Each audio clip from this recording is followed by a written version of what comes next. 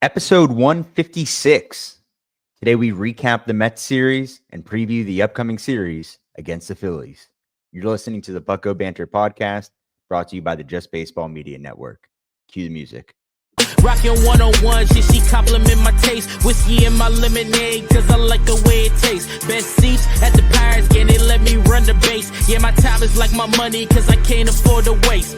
Wifey is a lawyer, take my date to my dates. Order steak by the plate, send in case after case. Run my race at my pace, clear the grass of the snake. Welcome to another episode of Bucco Bantr. We're coming to you live from Wednesday night. The Pirates are still playing. Typically, third game of the series, you got a getaway day. But the Pirates are playing a night game before they have a day off and go to Philadelphia. Looking to avoid a sweep here. But Adam, how's it going, man? Not bad. Before we get into it, go over to tseshop.com for all your Pittsburgh sports memorabilia needs. Penguins, Pirates, Steelers, much, much more. You're looking to get a Pirates jersey on your wall? No better place than tseshop.com. You can find the link in the bio to let them know Bucco Bantr sent you. And as I was doing that ad read, Jared Triolo just went deep. That's my guy. Dude, he's been... Okay. I'm going to do it. I'm going to do it. Here I go. Here we go. He's coming on. I know that you look at... He has a torpedo, right? He has a torpedo. He's got like an extra base hit the last, 4 or 5 games. Like he's hitting the ball hard. The exit velos are up. It looks different with Tree, man. And he's playing. He's starting every day. I know he got off to a really slow start, hence the low average right now. But he's been a main offensive contributor the last week. I like that they're moving him around a little bit. He's playing a lot of short. Of course, when IKF was out, IKF is back now. Didn't need a rehab assignment, as we mentioned earlier on the Sunday episode, that he looked good going into the week. But yeah, he's getting some time at first base and shortstop. That's what you need with Tree, right? You're moving him around. He's going to be a good contributor to a good team when he has that type of role, right? Hit him at the bottom of the lineup, but he has the size. He has the sneaky power. All these home runs that he hits are tanks. They're not cheap ones. So it's just a matter of staying consistent. But let's talk about this series a little bit. Before we get into the series, I just want to let you know, I did just tweet from my personal account that Jared Triolo is here. So I plan to get some pushback here. We'll see. But carry on, Adam. They're down 0-2 right now. They're up 4-0 in the series. The first 2 games were nothing but frustrating because you came off of a positive series with Don Kelly. You win one for the first time in a while. And then you go back to New York and the same issues are greater more than ever. Not hitting, wasting quality starts. As you mentioned earlier, death, taxes, and the Pirates wasting quality starts. It's every single time, man. Paul Skeens, Mitch Keller. I think they've won 2 games or 4 games, something like that, combined in all of their starts. It's unacceptable for a Major League Baseball team to not have the run support. And we're not even asking. It's 1 or 2 runs a game. It's horrendous. Dan Zangrilli, 93.7, tweeted out yesterday the record that the Pirates have with Skeens and Keller. The Pirates are 3-6 when Skeens pitches this year. They are 2-7 when Mitch Keller pitches. So that's, if you do the math, 1 carry to 2. Yeah. 5-13 when Paul Skeens and Mitch Keller pitch. That's unacceptable. You have the best pitcher on the planet. Mm-hmm. And you have a guy who's just an absolute dog. We talk about innings eater and just going out there and giving you quality start after quality start. We know how Mitch ends the year. The stamina starts to go down, but this is his sweet spot, right? Mm-hmm. This is where he's going to get hot going into the summer. And these are all winnable baseball games. It's the same thing as last year. We talked about around this time with Noah. If you count out the amount of times they would have won a 1-run game here or there, they would be a plus 500 team. And instead, they're significantly under. So what needs to change? It's the roster. Like, there's not much else you could say. Like, I do see a difference with Don Kelly as a manager. Everything. Yeah, just a little bit of everything. And, it's a little bit more of a deeper dive than I'm willing to get into right now. But you look at the roster and it's the same that Derek Shelton had. And I was just saying, you could see the difference in how Don Kelly manages a team. You see a little bit more of an uptick with the guys in terms of their emotions, their attitudes, aggressiveness. But it's the same guys and it's the same problems. And he can't change that. He can't change Reynolds going for 0 for his last 20. Like Yeah. it's bad. And I know you're pretty vocal on the Reynolds discourse. Are you still Yeah, of that dude. opinion? We'll get into the games, but there's just certain situations here, especially this series, that really jumped out to me. And it's gotten to a point. I said this today. We went for a coffee earlier. Good little date. Why a good little man date, middle of the day, but why keep him in the same spot in the batting order? Like, you can slide him to 5 or Right. 6. Like, I just he's kind of a black hole in the top, in that third hole, in that third spot, or in the top of the order. So I don't know. He's definitely going through a slump right now,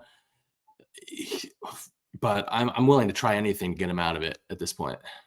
I think it's going to be a better indicator once we get O'Neal Cruz back in the lineup. We still don't know what's going on with him. So, I mean, today Brian Reynolds was hitting third. He just drew a walk. Guy on first and second, 1 out in the top of the 5th. But I agree, man. You have really nothing to lose. Give him a day off if necessary. I still believe he's going to turn it back on. He's too good of a hitter. Yeah. He's too good of an offensive player. This is his bread and butter to be that bad all season. I know guys have off years. Maybe something's happening off the field, but I still believe he's going to click one day and he's going to be a major contributor to the top of that lineup. But until you get O'Neal back, hell, until you get Spencer back, Nick back, Endy back even, it's going to be a big what if, because this is not supposed to be your set lineup. And he has no protection, right? So he's out there on an island and you can pretty much throw him whatever you want. Mm-hmm. Yeah, absolutely. Lineup protection has been a big topic for us, especially the past couple of weeks. But hopefully O'Neal's back soon. I don't think have you seen anything on him? I have not. No. Nothing. Great. It's even questionable whether or not he's available. Yeah. You'd think by now, 3 games in, or 4. Is this the 4th one he's been out? You might see an IL announcement, but looks like if it's gone this long, he's probably going to be back. They don't think an IL is necessary if they're willing to go this long. So we'll see. We'll see about that. In other news, Spencer Horwitz had a good day today down on the farm. Had our Down on the Farm episode yesterday. Go check that out. Christian Curtis, awesome interview, talking to him and seeing him develop. We got to talk to him when he was in low A. Now we're talking to him in high A, and this stuff is still gross, man. He's got that bowling ball fastball at the top of the zone. Yeah, one thing that stuck out to me with him is his confidence. You can definitely see the growth there. Oh, my we God. talked to him last year. Yeah. And not that he was timid, but like this is the most he had thrown he's thrown for the first time in quite some time due to all his arm injuries in college. And you could tell he was getting the lay of the land and all that. And now he seems like he's established, he's confident, and he's confident in his stuff, which you love to see. Yeah, 100%. So we got Spencer Horwitz, very close. I think he has 3 more rehab starts available. I don't know if they're going to use all of those. Still big question mark with Endy. What's going on there? He's in AAA now. I know, but it went from like, hey, we got a couple stitches in the hand. It's been like a month. Yeah, what did you do? Like clawed him or something like that? I know. Just this team cannot catch a break. But it'll be nice to get him back and just getting more of a sample size, because we still don't know what we have in Endy Rodriguez. Hell, we don't really know what we have in Henry Davis, although you could look into the Magic 8-Ball here and pretty much see the future. I think I know. Hard worker. Yeah. He definitely, the demeanor looks a lot different this year. He's playing looser, The results aren't there, but like you could definitely tell he's not. I don't know. He seemed like he was. I think he's always going to be the type of player that's always hard on himself, but he's definitely more comfortable looking, if that means anything out there. At least that's what I've noticed from him being in the dugout and on the field. So, Well, his saving grace might be Paul Skeens. yeah, he's his personal catcher, man. We saw it last year. Grandal was Skeens' guy. Yeah, Now maybe it's Davis. Yeah, and Joey Bart's like, gee, thanks, Paul. I mean, we've talked about that before, but hey, he's up to bat right now. But looking to avoid a sweep. Absolutely. 2 very close games. Keller dealt, Skeens dealt, didn't take advantage of it. Let's get into Monday. I'll get us kicked off here. 4-3 loss. Skeens went 6 hits, 1 earned, 3 walks, 6 Ks. His ERA is at 2.63. Crazy that he does. I mean, I know wins are not a big stat. Well, anymore, if you listen to 93.7, man, you might think that this guy's fallen off a cliff, but he's still got it, believe it, at the ripe age of 24, 25. Let me thank you for bringing that up, actually. One of the headlines that we did miss is Paul Skeens is going to be pitching for Team USA. Oh, yeah. 2026 World Baseball Classic. Awesome. That's the biggest get you can possibly imagine, right? And that's probably going to attract more guys to fill out this roster. Highly recommend watching the World Baseball Classic. Today on 93.7 The Fan, an individual there said he is strongly against it. Oh, my God, dude. And at this point, I'm just like, are we just saying stuff to say? What's the reason? I didn't hear this. Filling airspace. The reason was him dating back to last year that we had him on inning limits and watching his pitch count. Well, first off, that's not the case anymore. Yeah. He's your workhorse. And 2, you're going to pitch what? 9 to 12 innings? That's his ramp up. That's his spring training. I know it's what's the difference? There's no difference.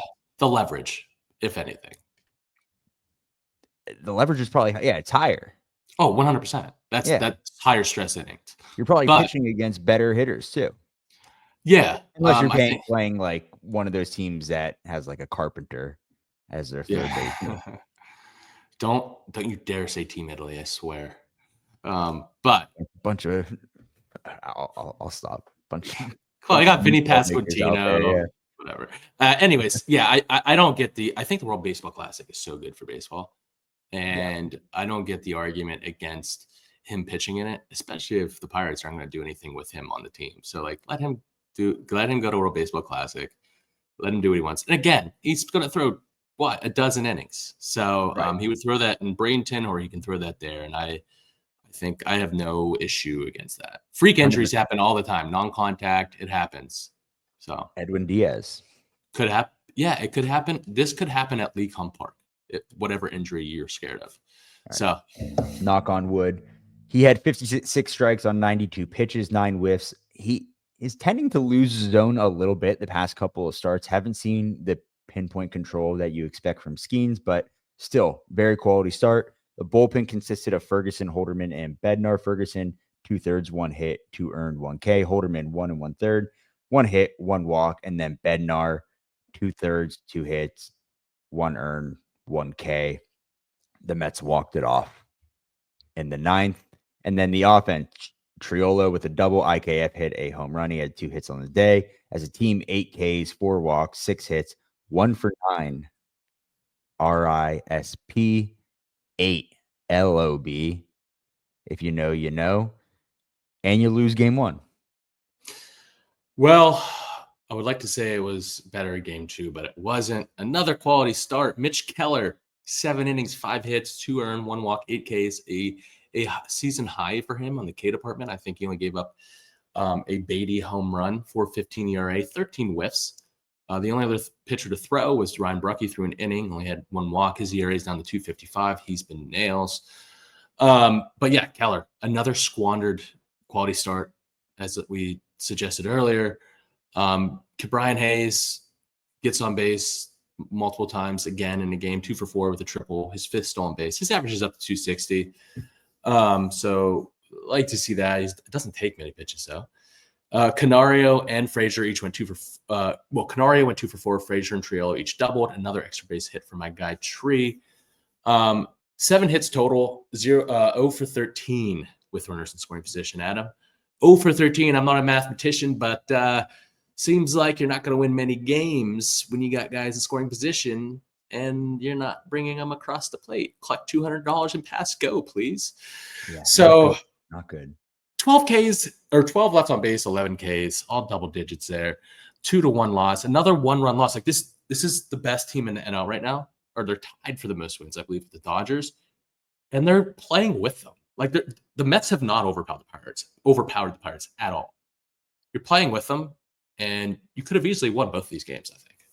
That's just how powerful starting pitching is in baseball. You could have a very bad team in the Pittsburgh Pirates, but a very good pitching staff and a half decent bullpen, and it takes you a long way as long as you could put up the bare minimum.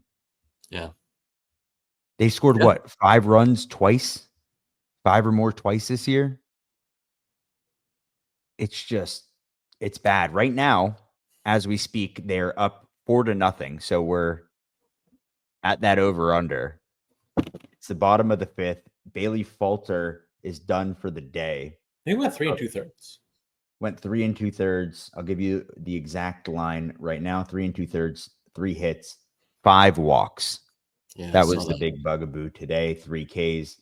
And then Chase Sugar is in right now. 1 inning, no hits, no walks. So hopefully the bullpen can take care of business here. A little bit of a rain delay after the second, but not before Matt Gorski got his second on the year, an absolute tank. That was to make it 2-0. And then you've also had a Jared Triolo home run. So slugging, man. 2 home runs in 1 game. Crazy. Yeah, I think it's also the Bucco Bantr bump.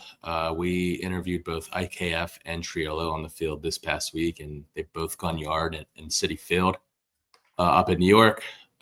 So I'm not asking for a thank you from those guys, but we'll see them when we see them. They, they can let us know. You gonna bring it up? No, not at all. I think it's a torpedo bat for Tree. Well, I think Tree. I've always believed in the bat, as you know, and as our listeners know. But I think he could be turning into something here. I don't know. He seems to be hitting the ball harder. His at bats seem different. He's getting some extra base hits, which you love to see. But man, if he can hit over 250, I think the bat has the ceiling higher than that. Not necessarily on the power side, but if he can hit over 250 and play excellent defense all across the field, he could be an excellent utility man. Excellent. Yeah, you're getting 10 years of service time. Yeah, easily. 100%. All right. Well, hopefully by the end of the episode, we'll have more of an update in this game. It's top of the 6th right now. Of course, when you're listening to this, you'll know the result. But let's take a break here. Then we'll get back with a preview of the Philadelphia Phillies.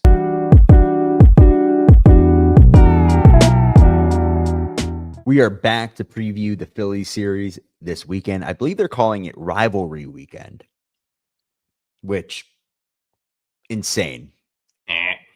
Not great. Good. This is a rivalry weekend.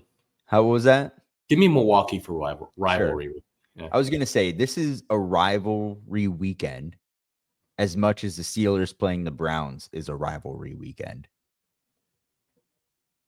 Just there's a large difference in the teams here. Okay. Yeah, you could say that. We're just flipping Pittsburgh's way better. Right. Exactly. So, hey, the Phillies are 24-17, second in the NL East. You just saw the Braves from the East. Now you're getting the Phillies. Friday, left-handed pitcher Ranger Suarez. This year he's 1-0 with a 5.91 ERA and 10 2/3, 2 games, 11 Ks, 1.22 WHIP. Started the season on the IL with lower back tightness. Here's the arsenal: sinker, 4-seam change, curve, cutter, slider. You're getting a lot of everything here. He's going to go to the sinker and the 4-seam and the change the most, but kitchen sink. He's known for his poise and adaptability on the mound. He skillfully sequences his pitches to exploit hitters' weaknesses, often starting with his sinker or the four seam to establish the count before deploying his changeup or curveball to induce swings and misses. His ability to mix pitches and maintain consistent mechanics contributes to his effectiveness as a starter. The fastball variants, you got the sinker used to generate ground balls, weak contact, and then the four seam used to change hitters' eye level. So Ranger had an incredible start to last year. Didn't finish the year as great, but this is a solid arm. Solid back end rotation arm, man. Solid. He started the year on the IL, so he's just getting back into the swing of things. But Tuesday, I'm afraid it doesn't get easier. Probably one of the most consistent, high-profile arms in the league. 34-year-old Zach Wheeler is going to face Carmen Mlodzinski. So far, he's 4-1 with a 2.95 ERA and 58 innings pitched, 9 games started, 74 Ks and a .91 WHIP. Man, this guy the numbers just are unreal year in and year out. He'll throw you a four seam 42% of the time, a sweeper, a sinker, and a split about 12% of the time, and then he'll come in with the cutter and the curve at 10% of the time. Fastball sits up in the mid to high 90s. He'll throw that sweeper in the mid 80s. Elite velocity, diverse pitch arsenal, and exceptional durability allows him to be one of the most consistent best arms in the league, as I mentioned. Wheeler excels at sequencing his pitches to exploit hitters' weaknesses. His ability to mix high velocity fastballs with off-speed offerings like the sweeper and split finger fastball keeps opponents guessing.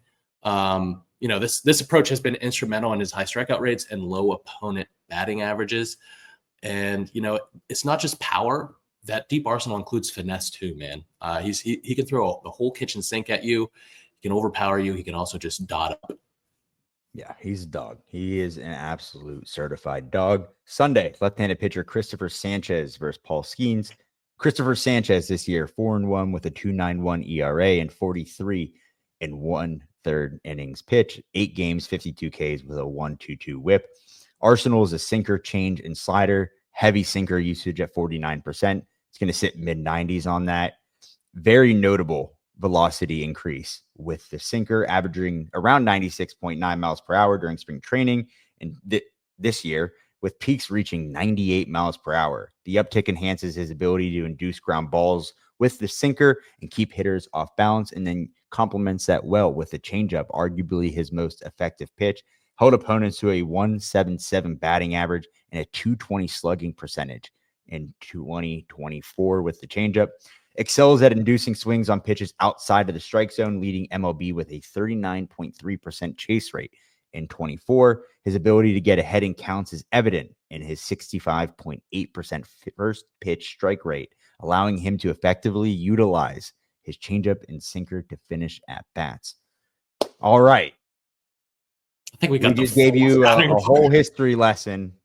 I think I may be able to go up to the plate and somehow scheme a game plan to miraculously make contact against one of these three arms with that scouting report. You're going. I'm going to hold my bat straight out like this and hope it makes contact.